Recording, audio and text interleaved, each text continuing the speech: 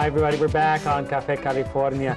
Let's talk a little bit about La Cultura. And obviously, we were saying it jives completely with Catholicism. In fact, I used to do this joke. I used to say, of course I'm Catholic because Catholic is to Mexican as Mexican is to Catholic. That's the answer on the SAT. People would go, yeah, yeah. But I wanted to know, like Christine, in your case, was there anything in the culture that supported being a... How did your family take it? Well, my family's a little different, so they don't say much. I think they're okay with it, and they're used to my being weird. So I think or all the Buddhists love that. Right. No, not that that's weird, but that's how they see it. I think that's how they see it. Do they see it as weird, or? I think so. They probably don't understand it. Huh? No, that's what I was going to say. That's the way we act. I know, but I bet you they got to know more how it's touching your life. It's very appropriate to my family's belief system, behavior, values. You know, it's more like that, in my opinion, than our, they're all too much coffee. They're, pobrecitos. They got to calm down. They got to calm down. So we have to meditate. No, it is. It's very appropriate. I think my family was Catholic, but not very strict or regularly practicing. You know, that relaxed Catholicism that exists in Latin America. Yeah. So, and I think that's the reason light. That it wasn't Half the hang-ups of regular Catholic Catholicism. That's it. No, fewer calories. Fewer calories. And I think that's why, because it wasn't 100% them. Mm-hmm. I feel like this is 100% me, and if they had been exposed to it, I could be wrong, obviously. But I think that a lot of them, if they had had early exposure to Buddhism, may have been Buddhist. Erwin, did your parents or family have any problem with you not being a strict practicing Catholic? No, because by the time I became a believer in Jesus Christ through an evangelical expression, my whole family had already Your church has no sacraments, correct? We don't have sacraments in the sense of the Catholic Church, but we do have the ordinances of baptism and the Lord's Supper, and we see those as two significant traditions that root us 2,000 years. Do you know what a sacrament is? An outward sign instituted by Christ to give grace. That's right. Catholic school. Right. I knew that. Oh, you knew that? Yes. I mean, because I studied the Baltimore Catechism. I wanted to talk a little bit about the truth of the matter is that people say that Sunday mornings are the most segregated hours of Los Angeles as a city, meaning we have the African Americans going to African church, the Asians. Professor, what do you think about that? Is it really the church where people are mixing it up, or is that where people go to be with their own? And is that really what churches should be about? I'd like to combine that with the previous question, which I liked. I wish you had asked me that question. Oh, it's okay. We'll fix it. I'll combine both. I have another question. Did your parents have any problem with you being a professor? Culturally. Not at all. They wanted you to be mariachi because it looks like Pedro Infante. Cántanos, mijo. Tell me, go to university as long as it doesn't go to your head. Exactly. I was thinking, it doesn't go to your head. Yes, from Los Angeles. Go to your hips. Yeah, from Los Angeles to look at Mexican culture, what happens? We often reduce it to cliches. Yeah. If we go back to Mexico, to Latin America, to Cuba, we look that culture is also segmented. And in Mexico, we have a history of anti-clericalism to a point that the Mexican culture is highly religious, is seen as a religion of the superstitious, the fanatical, the illiterate, the peasant. It is only when one crosses a frontier from a distance that one assumes it as a national religion, as a national culture. But we forget that so the 19th century in Mexico, the point of reform, La Reforma with Juárez, there has been an attempt to divide church and state, to make it modern, well, to do away with religion. You used to have to be Catholic to be a Mexican citizen, correct? Not after the laws of reform. In the 1800s, right? 1857. 1859. You are so right. Well, I teach that at university. I make a living out of it. Un 10 a este niño. This in this country. So that is what happens when people come to this country then. They come with that sense of a divided culture. And it is here that they find a sense of community.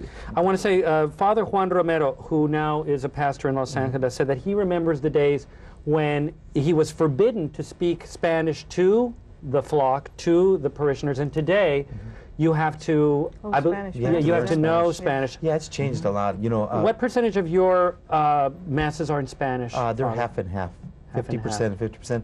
I think that. Any in Latin? No more Latin? There's some secret Beata Latin Maria masses. Semper Virgini. Many priests don't know Latin anymore. No, but they don't do that anymore. I think right now, the Catholic Church is very multicultural, and most parishes, naturally, the priests are open in the parish. They become very multicultural, and they have a lot of multicultural experiences. And like, for example, in my parish, One of the most beautiful experiences I've had is when we do Holy Week services with the blacks and the Hispanics, and you do a really good bilingual service, and everybody walks away, and you know what? I never thought I would hear from them, like the African Americans say, you know what, I love that. I love the Spanish singing. I love the bilingual mass, and also the Latinos coming out. But you have to work on it, and you know, in the Catholic Church, we have to work on that. You know, it's not easy. So pieces of the mass, like the... Yeah, you just mix it in. And for me, it's very easy because I'm very bilingual. But and also, you know, one of the things that we have to work on in the church too is our homilies, where when we give a sermon, a preach, a homily, whatever, that it really touches people's lives. You know, because you know I think that's you ask people. They did a survey nationwide and asked people what was the most important thing of the mass. Not everything was what did the priest say at his homily. Erwin, what percentage of your church is Spanish speaking, and your how much of it is done in Spanish? Our services are entirely in English. Entirely in English. Oh, no Spanish? No, we have a lot of Spanish-speaking people, as we have other people who speak Mandarin or Cantonese or other languages, but we do everything in English. They all speak English. And Christine, yours are in? Well, Vietnamese or English or Japanese. And Professor, you teach in? I'm in Chicano Studies and English. Oh, no. And I teach in English. Oh, good. Okay. If I could, I'd like to address this thing of culture. Because many times what happens is the church is seen as the protecting point of culture related to the past. And so the traditions become the rootedness of the church. And I think a part of what's happening in this new world is that the church is becoming a launching point for future cultures. And instead of simply holding on to the past, cultures, which are going to emerge. Mixed. You know what, his point is very good. Like this gathering, and we were talking, learning from each other, dialoguing. I think that in general, I think in Los Angeles, the cultures get along well. There are some problems compared to other places. Like you go to Eastern Europe and you see the nationalism and everything. I'm surprised how well we get along here. But I think we need to continue dialoguing and learning from each other. And that's a very good point. And practicing together is very important, not just talking. Because when you practice together as opposed to talk, you find that you're all doing very, very similar things. Everybody takes care of the poor. Everybody practices compassion.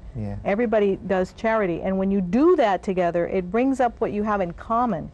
As opposed to, do you believe in the left or the right to the, down the South Harbor Freeway? You don't talk about that. You see, wow, everybody kind of does the same thing. That's a point when religion is more than just a faith. Absolutely. There are different forms of interacting, sharing, giving, and people develop bonds of community. I would say it even goes to a larger issue. Nations are radically shaped by their religion and culture. Thank you for joining us. We'll be back next week with Más de Café California. Please continue, Erwin. Now, when you look at Costa Rica and Nicaragua, the shaping of the cultures affect even the economic development of those nations. Same thing with Haiti and the Dominican Republic. When you look in India, it definitely affected. It does. And one of the dynamics. I bet it was the same thing. One of the wonderful things of the Christian faith is that it calls you into a future.